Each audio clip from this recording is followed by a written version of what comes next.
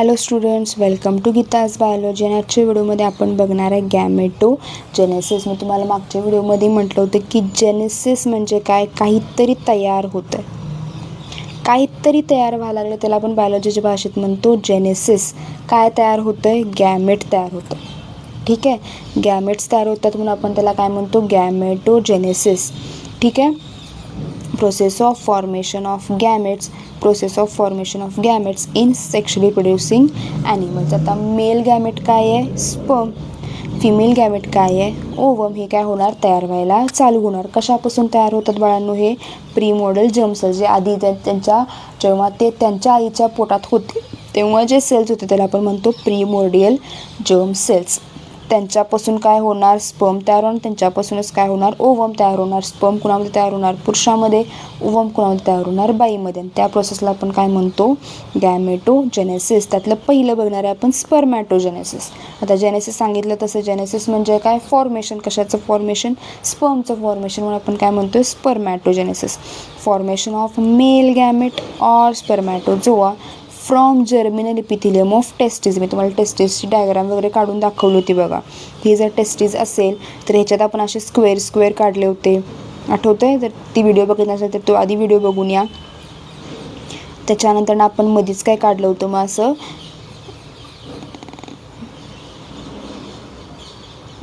हे काय झाले? त्याचे जर्मिनल इपिथिलियम झाले. ठीक आहे, हे काय झाले? हे जे बॉक्स काढले ते सगळे काय झाले? जर्मिनल इपिथिलियम झाले. ह्याला आपण म्हणतो स्पर्मॅटोजेनेसिस. हे झाले त्याचे सर्टोली सेल्स, जे काय करणार आहेत? त्याला न्यूट्रिशन देणार आहेत. Onset of puberty. आता प्युबर्टी आपण म्हणू शकतो की जेव्हा तो मुलगा काय करतोय? वयात येतोय किंवा प्युबर्टी हिट करतोय, 13-14 वर्षाचा होतोय, तेव्हा त्याचा हायपोथॅलॅमस. आता हायपोथॅलॅमस म्हणजे काय? तर आपल्या ब्रेनमधला एक भाग. मी न्यूरल कंट्रोल कोऑर्डिनेशन चालू केलं, त्यात तुम्हाला ते कळेल. तोही टॉपिक तुम्ही साईड बाय साईड कवर करू शकता. आणि हायवेटेचा टॉपिक आहे, तोही तुम्हाला क्लिअर होऊन जाईल. त्यात मी तुम्हाला शिकवलं आहे. हायपोथॅलॅमस म्हणजे काय? ब्रेनचा आपला भाग. ठीक आहे, हा तुमचा जर समजा ब्रेन असेल त्याच्या खाली असतो हायपोथॅलॅमस. हा हायपोथॅलॅमस कधी येणार म्हणते, कधी तो काय करणार? सिग्नल करणार. करेक्ट वर्ड आहे त्याचा, सिग्नल करणार. जेव्हा तो मुलगा 12-13 वर्षाचा होतो तेव्हा हायपोथॅलॅमस काय सिक्रिएट करणार? GnRH म्हणजे काय? गोनॅडोट्रॉपिन रिलीजिंग हार्मोन. गोनॅडोट्रॉपिन म्हणजे सेक्शुअली हार्मोन. टेस्टोस्टेरॉन म्हणा किंवा जे काही गोनॅड्समध्ये तयार होणार आहेत. गोनॅड्स म्हणजे काय? टेस्टीज आणि ओव्हरी, त्यात तयार होणारे हार्मोन्स आहेत. त्यांना आपल्याला काय करायचं? रिलीज करायचं. म्हणजे हायपोथॅलॅमस काय करतो? मेसेज देतो. समजा तुम्हाला काय केले, तुम्ही शाळेत वगैरे ऐकलं असाल बघा, तुम्ही जर खूप दंगा केला दंगा खूप करत असतात तर प्रिन्सिपल येतात आणि सांगतात की ह्या वर्गाला 10 मिनटं लेट सोडायचं. समजा तुमची शाळा 5ला सुटत असेल तर प्रिन्सिपल येऊन सांगतात की ह्या वर्गाला 5:15ला सोडायचं. ठीक आहे, मग म्हणजे तुम्हाला रिलीज करणारा हार्मोन म्हणजे 5:15ला मग प्रिन्सिपल येऊन सांगतात की हा सोडायच नाही, सोडायचं घेऊन जाऊ देत. हे मग हायपोथॅलॅमस कोण झाला? प्रिन्सिपल काय सांगायला लागले गोनॅडोट्रॉपिन हार्मोनला की बाबा आता जा आणि ज्यात टेस्टिसमध्ये जाऊन सांग की ते हार्मोन्स रिलीज करा, वेळ झालेली आहे, 5:15 झालेले आहेत. जेव्हा इथून सिग्नल येतो हायपोथॅलॅमस म्हणजे जेव्हा प्रिन्सिपलकडनं सिग्नल येणार तेव्हाच तुम्हाला सोडलं जाईल. तसंच हायपोथॅलॅमसकडनं सिग्नल येतो की जे गोनॅड्समध्ये झालेले हार्मोन्स आहेत त्यांना रिलीज करायची वेळ झालेली आहे. त्याच्यामुळं काय होणार? FSH म्हणजे फॉलिकल स्टिम्युलेटिंग हार्मोन. म्हणजे आता फॉलिकल्स तयार व्हायला चालू होणार. फॉलिकल्स म्हणजे स्पर्म्स आणि याच्यात oocyteमध्ये किंवा फिमेल्समध्ये oocyteमध्ये तयार होणार. ते काय करणार? स्पर्मॅटोजेनेसिस करायला चालू करणार. ठीक आहे, इथंपर्यंत कळालं. आता इथं आहे बघा, it initiates the significant increase in secretion of follicle stimulating hormone. जे काय करणार? स्पर्मॅटोजेनेसिस घडवून आणणार. म्हणजे FSH कोण आहे? तुमचे शिक्षकांना कोण सांगायला लागले? गोनॅडोट्रॉपिन रिलीजिंग हार्मोन. जे ते ऑफिसमध्ये असणारे आहेत ते म्हणजे तुमचे कोणी क्लर्क वगैरे असतात ते, त्यांना कोण सांगायला लागले? हायपोथॅलॅमस कोणाला सांगतो? गोनॅडोट्रॉपिन रिलीजिंग हार्मोन की बाबा सोडून द्या त्या वर्गाला. ते जे आहेत क्लर्क ते तुमच्या शिक्षकांना कॉल करणार की बाबा सोडून द्या त्यांना, प्रिन्सिपल सरांनी सांगितलंय. मग ते काय करणार? स्पर्मॅटोजेनेसिस म्हणजे तुम्हाला सोडून देणार. ठीक आहे, मग सेमिनिफरस ट्युब्युल्स ट्युब्यूल तुम्हाला सांगितलं टेस्टिसमध्ये सेमिनिफरस ट्युब्यूल्स असतात. त्यांची जी सिंगल लाईन आहे ही जिथं काढली आहे मी हे उंचवटे नव्हे पण हे लाईन्स काढले आहेत, ह्याला आपण काय म्हणतो क्युबॉइडल इपिथिलियल किंवा जर्मिनल इपिथिलियम. आता हे काय करणार स्पर्मॅटोजेनेसिस घडवून आणणार. कसं घडवून आणणार ते दाखवते बघा. एक प्रीमोडल सेल असतो. प्रीमोडल सेल म्हणजे काय, जेव्हा तो त्याच्या आईच्या पोटात असतो तेव्हापासूनचे सेल्स असतात ते आपण स्टेम सेल्स वगैरे म्हणतो बघा, त्यातलाच प्रकार तोच नाही, त्याचाच प्रकार आहे हा प्रीमोडल सेल्स. आता प्रीमोडल सेल्स काय करणार मायटॉसिस करणार, म्हणजे एकाचे 2 होणार पण नंबर तोच राहणार. ठीक आहे. मायटॉसिस मिओसिस तुम्ही ऐकलं असणार. मायटॉसिसमध्ये तोच नंबर काय राहतो, एकाचे 2 झाले, 2चे काय झाले 4 झाले. ठीक आहे. 4 झाले. आत्ता काय होणार तुमचा मेन ग्रोथ होणार. ठीक आहे. आता ह्यातलं जे आहेत हे काय करणार त्यांचं डिवाईड करणं थांबवणार की बाबा आता थांब, आता डिवाईड एकाचे 2 2चे 4 व्हायची गरज नाही. आता जे तयार झालेत त्यांना धष्टपुष्ट करायची गरज आहे. आता अजून आपल्याला नंबर नको आहे, आता आपल्याला क्वालिटीवर लक्ष द्यायचं आहे. जसं एक असतं क्वांटिटी, इथं काय झाली क्वांटिटी वाढली, एकाचे काय झाले 4 झालेत पण कसे आहेत लहान आहेत. ठीक आहे. आता आपल्याला काय करायचं त्याची क्वालिटी चांगली करायची, म्हणजे त्याला काय करायचं आहे धष्टपुष्ट करायचं आहे. तेच म्हणजे काय ग्रोथ फेज. ग्रोथ होणार म्हणजे काय ते धष्टपुष्ट होणार. मल्टिप्लिकेशन होणार म्हणजे काय एकाचे 4 होणार, एकाचे 4 4चे 16 16चे 32 आपण म्हणतो ना ते मल्टिप्लिकेशन फेज. त्याच्यानंतर काय येणार ग्रोथ फेज. ग्रोथ फेज म्हणजे डिवाइड होणार नाही, फक्त काय होणार जो होता तोच काय होणार धष्टपुष्ट होणार. आता धष्टपुष्ट झाला, आता हे काय करणार पहिलं मिओसिस. आता त्यांच्याकडे भरपूर क्रोमोझोम्स आले आहेत, भरपूर सगळं झालं, त्यामुळे ते काय करणार वाटून टाकणार, डिवाइड करणार, इक्वली डिवाइड करणार. ठीक आहे.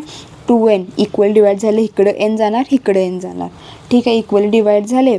आता परत ते काय करणार बाळांनो मायटॉसिस करून परत याचे 2 2 2 फॉर्म करणार.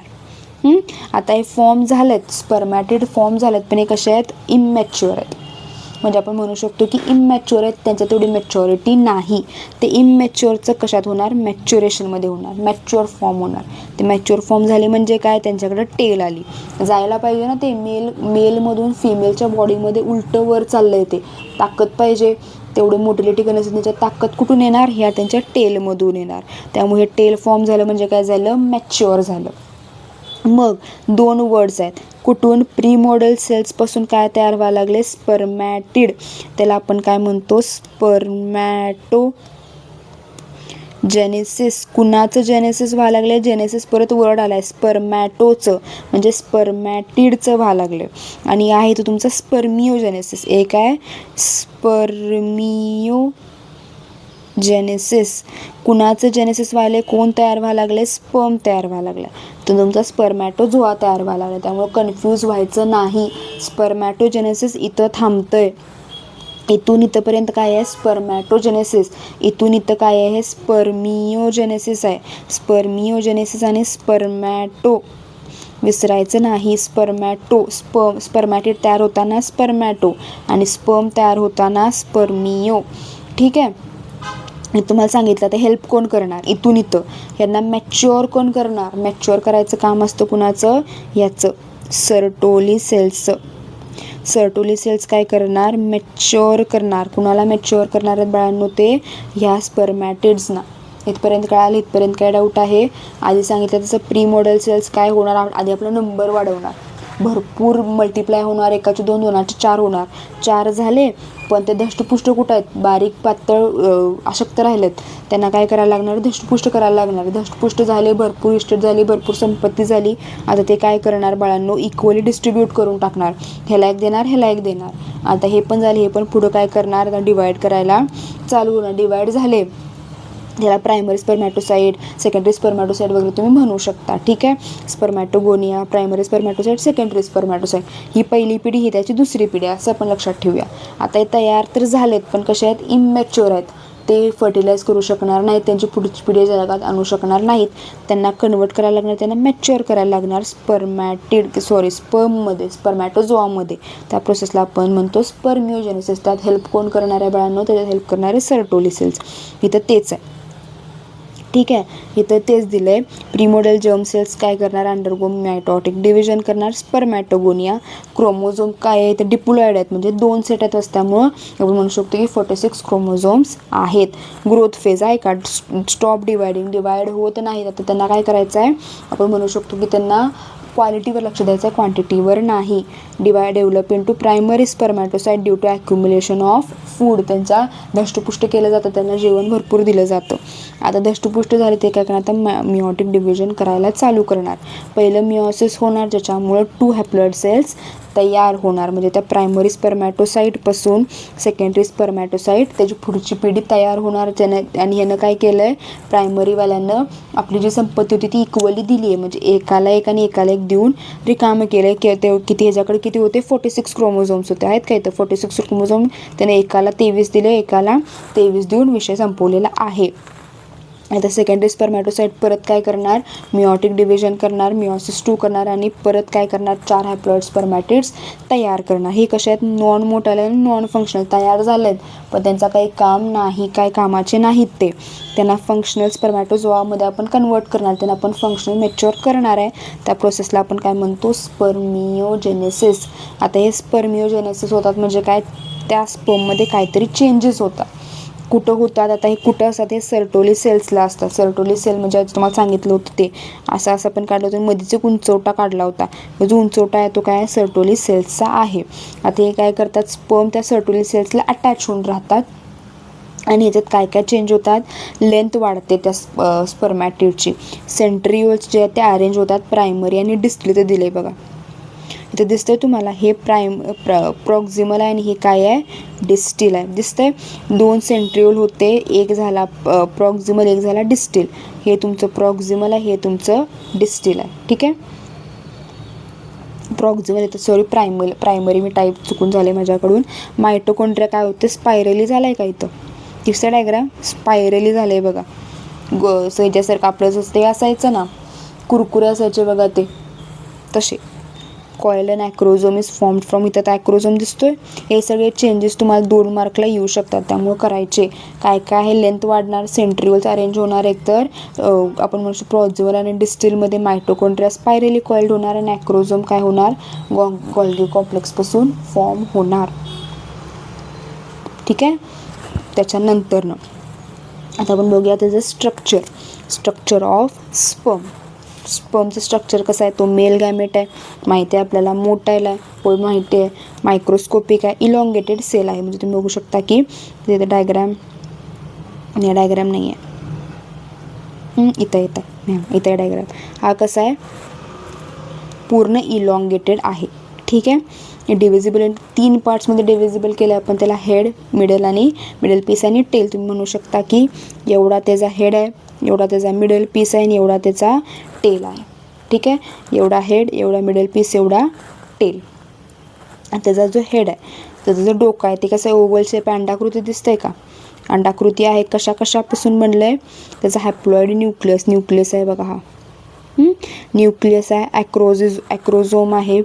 ठीक आहे. It is form from Golgi body. Acrosome याचं नेमकं काम काय आहे, ॲक्रोझोम आता हा काय करणार आहे बाळांनो, आता तुम्हाला समजा एका काय करायचं आहे, दया तोड दो दरवाजा, CID ऐकलेत का, CID दया काय करतो, दरवाजा तोडतो. समजा त्या रूममध्ये जायला काही दुसरं कुठलीही सोर्स नाही, शेवटी ते CIDवाले काय करतात, ते दयाला बोलवतात, दया दरवाजा तोड दो म्हणून सांगतात. तसंच हे ॲक्रोझोम म्हणजे काय, त्या स्पर्मचा दया आहे. हा काय करतो, जाऊन जे साईट आहे, ह्याला जायचं आहे कुठं, आता त्या एगमध्ये, फिमेलच्या एगमध्ये. फिमेल त्याला आत एंट्रीज देण्यात आली आहे, आत कुठं गेटच नाही आहे. मी काय करते, शेवटी ह्या ॲक्रोझोमला सांगते की तोड दो दरवाजा. आणि ॲक्रोझोम काय करतात, त्याचे जे काय आउटर लेअर असतं त्या एगचं, त्यांना डिजनरेट करायचं, त्यांना तोडायचं काम काय करतात, हे ॲक्रोझोम करायला चालू करतात. एकच मिनिट, सॉरी आहे बाळांनो. त्याच्यानंतरनं मग काय होतं, हे ॲक्रोझोम कंटेन हायड्रोलायटिक एन्झाईम्स, जसं की हायड्रोलिनेज असतं, प्रोलॅक्टिक एन्झाईम असतं, झोनालायसिन असतं. हे सगळं काय करतात, कोरोना पेनिट्रेट करायला काय करतात, मदत करतात. आता हे कसे आहेत, खूप शॉर्ट आहेत. हे तर काय, हा नेक आपण म्हणू शकतो की हा नेक एवढासाच आहे, एवढासाच नेक आहे त्याचा, एवढासाच पार्ट आहे. इकडे बघा एवढा असाच पार्ट आहे तो म्हणजे काय त्याचा नेक आहे. ठीक आहे.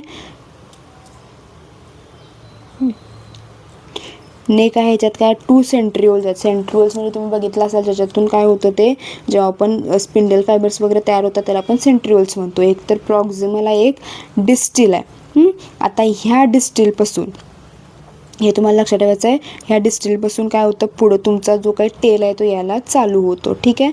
आता मिडल पीस म्हणजे आपला हा मधला रिजन.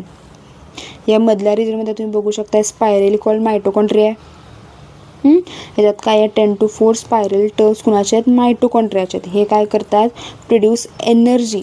आता त्या स्पर्मला केवढा लांबचा पल्ला गाठायचा आहे. मेलपासून ते फिमेलच्या ह्याच्यापर्यंत उलटं जाऊन त्या एगला काय करायचं आहे फर्टिलाइज करायचं आहे. त्यामुळे एनर्जी लागणारी एनर्जी कोण देणार मायटोकॉन्ड्रिया. ह्याला आपण काय म्हणतो निबेकबेन म्हणतो. हे लक्षात ठेवायचं आहे. तुम्हाला हे वर्ड यूज केला जातो लक्षात ठेवा.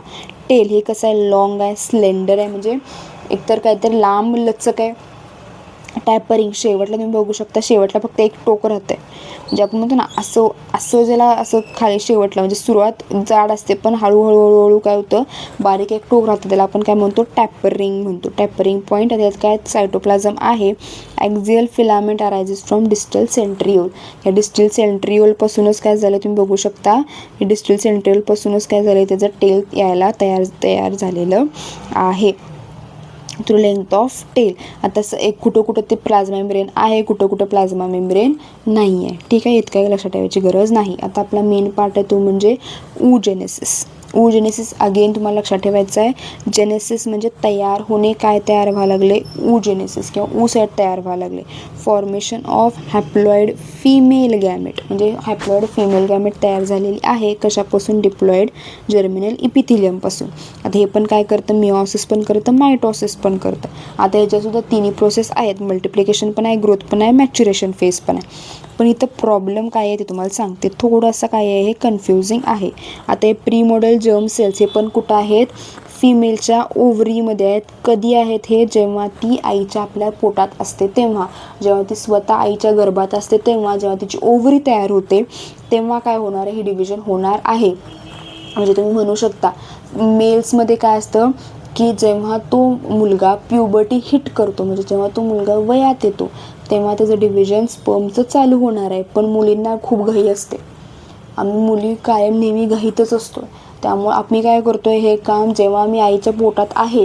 तुम्ही बघितलं असाल बघा की आता जे वर्किंग वुमन्स आहेत ते काय करत असतात अर्धनिम्म काम त्यांचं जे काही भाजी निवडायचं असते ते सगळं त्यांनी ट्रेनमध्ये करत असतात. मुंबई पुण्याची व्हिडिओ अशी भरपूर येतात बघा.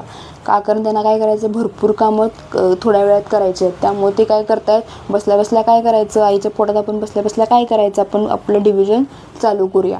म्हणजे तिथंच डिव्हिजन करायला आम्ही स्टार्ट केलेलं आहे. म्हणजे आमचं जे गोनॅडोट्रॉपिन जे आमचं आहे प्रायमरी किंवा प्रीमोडल गोनॅडोट्रॉपिन जे आहेत ते काय करतात आईच्या पोटातच परत त्याचं सांगायला आईच्या गर्भातच काय करतात डिवाइड व्हायला चालू होतात. 1चे 2 झाले 2चे 4 झाले. इथं काय झालं हे ओगोनिया तयार झालेलं आहे. इथंपर्यंत ते काय होतं स्टॉप होतं. इथंपर्यंत ते प्रायमरी oocyteपर्यंत येऊन ते काय करतात स्टॉप करतात. इथं ते येऊन काय झाले स्टॉप झालेले आहेत. आता इथे ते डिवाइड करणार नाहीत. प्रायमरी oocyteपर्यंत येऊन काय करतात ते थांबतात. ते पण कुठं तुम्ही जर बघितलं असाल तर मिओसिस 1 मिओसिस 2 मिओसिस 1मध्ये ते काय होतात येऊन थांबतात. त्या दमतात की बाबा आता बास आता पुढचं बघूया आता बास मला एवढं काम झालं. एवढं काम ते काय करतात आईच्या पोटातच करतात. आणि त्याचा पुढचं ते थांबतात. ते कधी स्टार्ट होते जेव्हा त्यांची प्युबर्टी हिट होते तेव्हा. जेव्हा त्या मुली वयात येतात म्हणजे जन्माला येऊपर्यंत ते काय करणार इथंपर्यंत काम करून ठेवणार आणि त्याच्यानंतर ते आराम करतात. मग कधी आराम करतात जन्माला आल्यापासून ते त्याचे पुढचे 12-13 वर्ष आराम करतात. 13व्या वर्षी काय होतंय हे प्रायमरी oocyte मिओसिस 1 तयार करते. मिओसिस 1 काय होते सेल डिव्हिजन फॉलो करते. तेव्हा ते काय होणार 1चे 2 होणार. इथं बघा इथं 2n होतं का डिप्लॉइड होतं ते कन्वर्ट झालं एनमध्ये. इथं पण एनमध्ये म्हणजे त्यानं आपलं क्रोमोझोम काय केलं वाटून टाकलं. कुणाला सेकंडरी oocyteला आणि पोलार बॉडीला. पण तिनं फक्त काय केलं तिनं पार्शलिटी दाखवली. म्हणजे असतं ना की आईसाठी बघा की एक तिचं जे बाळ असतं ते लाडागोडाचं असतं, एक असतं ते त्याच्यावर जरा असं प्रेम कमी असतं. तसं ह्या प्रायमरी oocyteचं प्रेम कुणावर आहे, सेकंडरी oocyteवर आहे. ठीक आहे. त्यामुळे तिनं सगळा सायटोप्लाझम कुणाला दिला आहे, सेकंडरी oocyteला दिला आहे. या पोलार बॉडीला काही दिलेलंच नाही आहे. याला पोलार बॉडीला फक्त काय दिलं आहे, क्रोमोझोम नंबर दिला आहे. बाबा एवढं घे तू जा, तुला बाकी काय मिळणार नाही. सगळंच्या सगळं प्रेम ती कुणावर करते, सेकंडरी oocyteवर करते. ठीक आहे. म्हणून ह्याला आपण काय म्हणतो, अनइक्वल. आता अनइक्वल झालं ना, स्पर्म बघा कसा होता, सगळ्यांनी इक्वली देऊन रिकामा झाला की आता मी याच्यात पडणार नाही. पण प्रायमरी oocyte काय करतंय, अनइक्वल डिव्हिजन करतंय. का अनइक्वल डिव्हिजन करायला लागलंय, कारण जास्त प्रेम सेकंडरी oocyteला गेलंय, कमी प्रेम पोलार बॉडीला गेलंय. ठीक आहे. मिओसिस वन त्यानं पूर्ण केलं. इथं मिओसिस 1 काय झालं होतं, थांबलं होतं.